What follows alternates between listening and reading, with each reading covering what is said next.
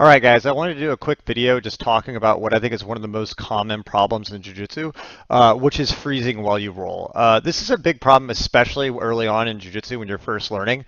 I think one of the main reasons this happens is that people, they're actually trying to do the right thing. They're trying to be very technical, so they're thinking about the technique they do, but they're thinking a lot while they're rolling. And the hard part with this is that for techniques to actually work, even if they're done correctly with all the perfect technique, they have to be done real time with full resistance, not hesitating, right?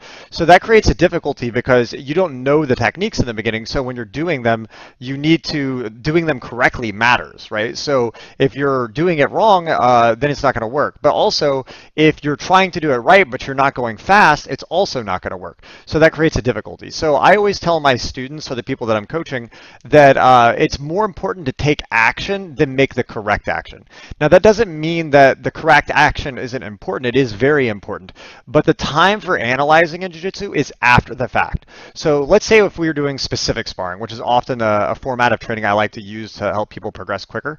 If I was having someone say specific spar from collar sleeve or a particular position, double sleeve, whatever, I would have the person start in the position and I would have them go, okay, you're on bottom, you're starting in collar sleeve, you're going to try to sweep or submit, the person on top's trying to pass. Then you're going to fight, and then you're going to try to sweep, and the guy's going to try to pass. I would urge during that time, just go as hard as you can. Don't even think so much about what you're doing. Just try to win that fight. Okay. Afterwards, he's either going to pass you or he's going to sweep or submit. Let's say that he passes.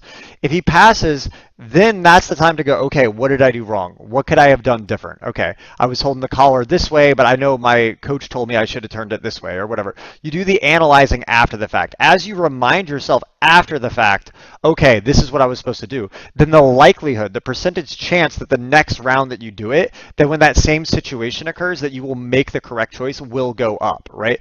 And that allots for both problems, right? It allots for trying to do the correct movement, but it also allows for you to not hesitate. Because if you're in the match and every time you're rolling, you're thinking about like, oh, okay, where was I supposed to put that? Or I want to do it this way, I want to make sure it's perfect, then it's not going to work anyway, even if you are trying to do it correctly because you don't have time, right?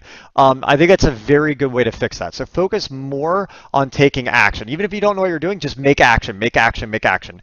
Afterwards, do a lot of analysis, think a lot about the problem. If you can film your rolls, that's even better. That's the mental part of training, the adaptive part, right? So you roll, you have to be present to the moment and act. Afterwards, you do the analyzation, critiquing, watching your own video, talking to other people, correct your thoughts, and the next time you roll, you'll be more likely to take action, right? But I think for a lot of people, they need to err on that side of taking action first rather than overthinking. However, there is some people that are on the opposite side of that, which is they're always taking action, they're just fight, fight, fight, fight, but they never actually think about it. I think this point also explains why sometimes what happens is someone is very technical, they do a lot of privates, they learn a lot of technique, and then they go with someone who's actually nowhere nearly as technical as them, but that guy ends up beating them. And I think often because people who are not trying to be technical, they end up being in this place where they're just acting, and because they're just acting, even if it's not always the perfect move, they get the first response, so they come out in a better situation, even though they're not being technical. So you want to try to find that bridge in between.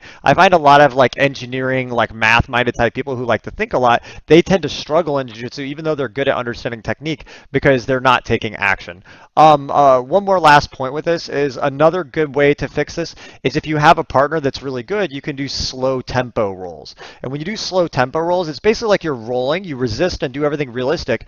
Don't goof off and lay around like you let the guy pass. You really do it realistic, but you go really slow.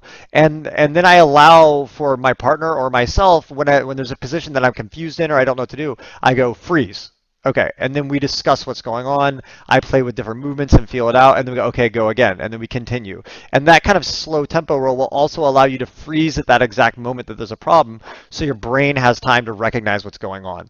I think both the slow tempo rolls and then critical analysis after rolling will help solve that problem. But again, the underlying problem is when you're really in a full match at full speed, you do not have time to think. So it's more important that you take action, whatever the best action that your brain can give you at that time is more important than you overthinking, right? Think after the round.